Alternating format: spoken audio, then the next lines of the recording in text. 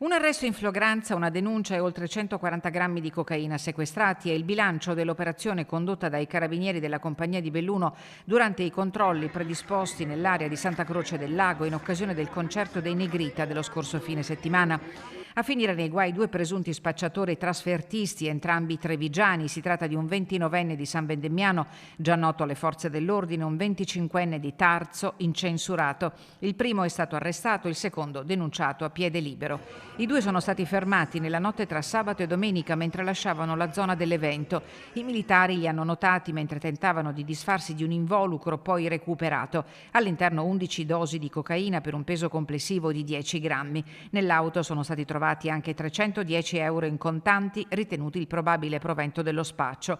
Le successive perquisizioni nelle rispettive abitazioni, eseguite con il supporto dei carabinieri del Nucleo Operativo Radiomobile di Belluno, hanno permesso di rinvenire e sequestrare altri 130 grammi di cocaina, materiale per il confezionamento delle dosi e 4.300 euro in contanti.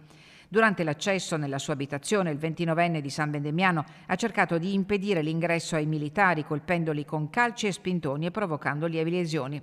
Per lui, oltre all'accusa di detenzione ai fini di spaccio, è scattato anche il reato di resistenza a pubblico ufficiale. Il 25enne di Tarzo è stato invece denunciato di detenzione ai fini di spaccio.